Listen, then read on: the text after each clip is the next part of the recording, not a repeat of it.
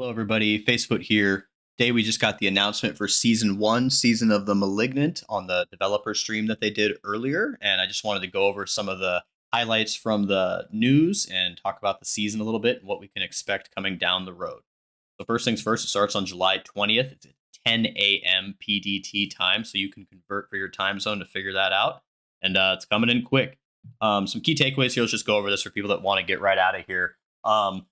Another patch came out today, 1.04. It's just mostly some bug fixes. This is kind of like the pre-patch leading up to the season. They have told us that the Season 1 patch will be massive. So whatever's coming down the road a little bit closer to the 20th, I believe they said the patch goes live on the 18th. So we'll be able to see what kind of changes are coming there. But again, starts at the 20th at 10. Patch comes out on the 18th. Another important point of that, just to keep sending this out from the mountaintops to everybody. Starting on the 18th, they have a little bit of a bug with this season where you have to log in to your characters that are already existing, which will be, once the season starts, they're going to be on the Eternal Realm. You need to log into those characters in order for the progress of your, map exploration, your Altars of Lilith, your campaign completion.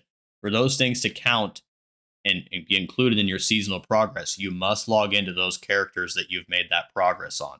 Important to note, they have said that progress will be stitched together from multiple characters. So say you did half the side quests in one zone on your sorcerer and the other half on your barbarian. Log into both characters 18th, 19th, or anytime after that, and it's going to transfer that progress onto your seasonal characters. So keep that in mind. Don't forget to do it. But the seasonal theme, the other key takeaway, which we'll dive right into a little bit more here, is the season theme is you're chasing after these malignant hearts. So essentially these corrupted enemies that you're going to kill. They're going to drop these hearts for you. You're going to be equipping these hearts into your jewelry, and they're going to give you some insane bonuses. So we'll see what all is coming there. Again, we've already went over the information. Seasonal story, you got this guy Cormand that's going to be leading us around. I guess he's taking us on our new quest line through the season. I'm not sure if this is 100% going to be like a new zone, just a new quest line through the similar zones, but I guess we'll just have to wait and see. But we are going on a little adventure here with a new friend. So the season theme, again, the Malignant Hearts. This little picture kind of shows you the whole thing right at once of what's going on here. You're going to come across elites that can be corrupted. If you come across one of these corrupted elites and you kill it, a Malignant Heart is going to be there. You click on the heart, the same elite is going to spawn again, but supercharged. Way more scary, way more terrifying. You kill them again, and the caged heart drops. These caged hearts are the new items for the season, which again can only be equipped or socketed, into your jewelry. They have 3 different colors, and there's 4 different types of hearts. So you're going to need to read through these. A different color has a different effect depending on the slot it's going into on your jewelry. So you're going to have a lot of different options there. I believe there's 32 unique caged hearts, 8 of each of the 4 different types. So there's going to be a lot of playing around here. From what we've seen on the very few preview pictures of these, some of the powers look insane. I think a direct quote from the dev stream was that we're going to have tons of new, stupidly broken builds in the season. And I think they're embracing the fact that with seasonal play, you can leave a little bit of leeway to have some more busted, powerful builds. Take them out for the next season. We get to keep having a fresh start. It's a good place to be. So you can read through some of this to get a little more info, at the top of this post of ours, links to the real blog post, things like that. So if you want to really dive into this information, you can. But main takeaway here of the seasonal theme, we're collecting caged hearts from killing these powerful elites. They're going to drop with different colors, different types. You're going to put them into your jewelry. You're going to level them up. You're going to get very, very strong. So it should be pretty cool. It sounds like an interesting season theme. I love how there's items involved with it. I love how it's going to unlock new builds. Really pretty excited about it. With this, as part of this Malignant monsters, you're also going to be going into Malignant tunnels.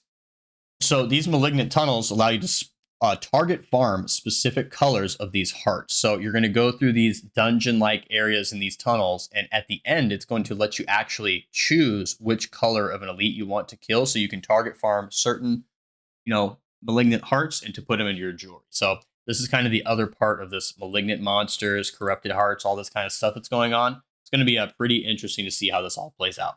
With this too, at the end of these tunnels, there's a new boss, and really, I think this is about all the information we have about it. I don't know if it's going to be a hard boss. I don't know if this is going to be like a pinnacle boss, an uber fight like the Lilith, or maybe it's like a separate, where we can fight this boss in a very challenging mode. I hope so. I hope we get a new boss like that every season. I hope that's what this is. I hope this isn't another get to the end of the dungeon and one shot Blood Bishop and we all move on with our lives. So we'll see what that boss is going to have to offer. Season Journey, this is kind of a big one. For people that aren't familiar with Diablo 3, I mean, anybody that is familiar with Diablo 3 is pretty familiar with this instantly. It's really not that different. There's a few quality of life changes they made, but bottom line, your Season Journey is a list of objectives, goals for you to complete across 7 different chapters. It's just going to kind of take you through the game, complete any dungeon, complete a world event. It's kind of stuff you're already doing anyway. You're going to knock out these objectives. It's going to give you rewards for each chapter you complete. You can see it's giving you some codex powers, some caches. It's a lot of things to get from here that obviously look really great because you're focusing on this journey. You're going to be able to knock out things like codex powers without having to go necessarily farm them. I don't know if that really helps because you're probably going to need to go clear those dungeons anyway for the renown. So I don't know if this is an amazing reward to have here. It's kind of like, I feel like I was going to go get these anyway, but I don't know. I guess you can kind of see it either way. But at the end of the day, you go through these chapters, you're going to complete them. In this game, they have tied the season journey and the battle pass directly together. So you're going to be completing the journey. You're going to be collecting favor as you go along also. And the favor is what's going to progress your battle pass. So definitely tied in here. It's a little bit different. If you don't know, we'll get this again in a second. But the battle pass is only available on season. Some people, that's very surprising, but with how it's tied in directly to this journey and how it progresses, it makes a little more sense to me. So another interesting thing from this journey that you're going to get, which is a new thing to the game, are these scrolls of amnesia, which allow you a free full respec of your skill tree and paragon board. This is great, especially the biggest thing for me is I don't think this is necessarily like a huge gold cost for people that are actually playing, but if I can click this scroll and it auto takes out 225 paragon points that I don't have to click, that's a huge win. But I don't know if this is a good replacement for the fact that the Paragon board and skill tree should probably have buttons that just say remove all and you can pay the gold. But I mean, this is great to get it for free, but I would love to have that functionality regardless here, even if I do have to pay the gold for it. That's another little main point there. Scroll of Amnesia, only going to be available through the season journey, it seems. So those will be nice to have when you want to respec your character. Again, just keep in mind as we're heading into the season, last thing, it's not really about the journey, but as we're leading into the season, don't forget that the progress you make on Altars of Lilith, campaign progression, and how much of the map you've uncovered transfer to the season. So if there's any homework to do over the next 2 weeks and you want to have a really great, clean start on the season, you need to go get your Altars of Lilith. You need to uncover the map. It's going to progress your renown to very close to being able to unlock your skills right away. And having that at the start of the game is unbelievable, the amount of power you can get. So if there's any homework to do, go get those things done. And then once the 18th hits, log into those characters, and that progress is going to transfer straight to your season when you get on there. So Battle Pass, again, tied directly to the season journey. Most people are pretty familiar with how Battle Pass work. Play the game, you get the favor, you progress through the points. Theirs is interesting. You got 27 free tiers. Free, these green ones, again, similar setup, a lot of battle passes. You progress, and if you buy it, you get all these extra cosmetics and cute things along the way. And if you don't, you're only going to get something every so often. So 90 total tiers, 27 free tiers, 61 premium. Big thing with this is these smoldering ashes.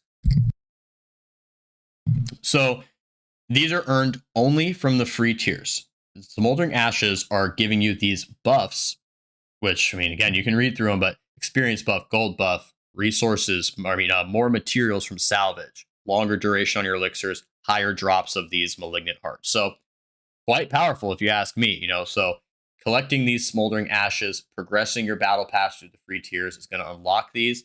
There are some caveats here. People are worried about, it's pay to win and this and that. So, they put in, it's only on the free pass. It's like these are not involved with the paid pass. It's in one way to try to stop people from just progressing. It looks like they're tying it to your character level. It looks like Smoldering Ashes unlock it, reward tier 8, which is, 1, 2, 3, 4, 5, 6, 7, 8. Here we go. The third free tier. So pretty early is when they unlock, but it says you have to be character level 40 to get them. So some considerations there, they've said in their blog post themselves that you can pay 200 platinum to progress free tiers and paid tiers. So I don't really understand, I guess, which way this goes. It's, to me, it almost seems like you can hit level 40 and go spend a bunch of platinum, progress the rest of the tiers, and claim all of these. Seems interesting. I guess we'll see how this plays out. But end of the day, Smoldering Ashes are tied to the free tiers of the battle pass. They're available to everybody. Once you progress through your whole pass, you should have this, looks like, all the way filled in. You're going to get 20 Smoldering Ashes, and it takes 20 to fill it all in. So I don't think you have to pick and choose here. I think by the time you get to the final of the pass, you're going to have it all filled in, and everybody will get these buffs. Whether you're actually going to get there and how much progression that'll take, that's to be determined. But again, aside from the cute little things on the free pass, most of the pass is just a bunch of cosmetics. You can click around, look around the shop, see what's all coming. But if you're into cosmetics, the battle pass is probably going to be the place to get them.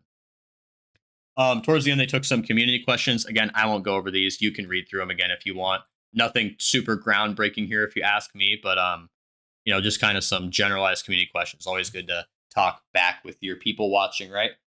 Yeah. At the end of the day, this is the major points of this season. Season of the Malignant, you got corrupted monsters, you're grabbing these hearts, you're putting them into your items. Seems like where those go and which ones you use and how you combine them is going to be the biggest part of kind of the new builds, stupid broken builds as they put it.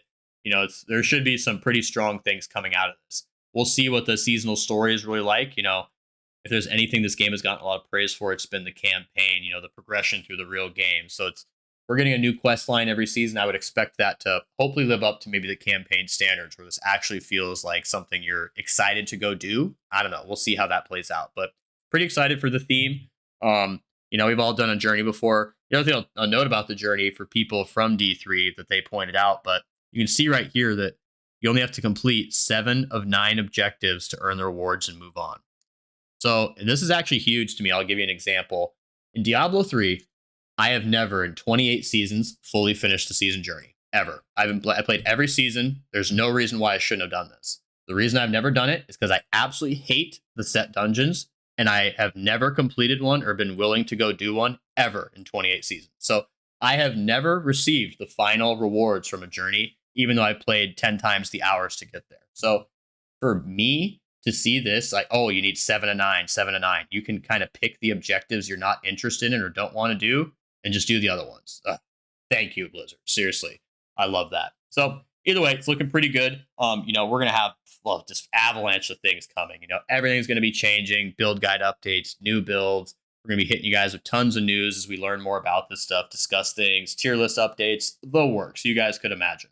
So we're pretty excited about season 1. We'll see you guys out there. If you want to stay updated with what we're doing here, subscribe to the YouTube channel, follow us on Twitter, all that good stuff. If you're not in our Discord, hop in there. We got trade channels set up, theory crafting, all that kind of stuff. But getting a lot of good things going here. Things are probably going to really be moving in a good direction as season 1 comes here, and we'll see you guys out on the battlefield.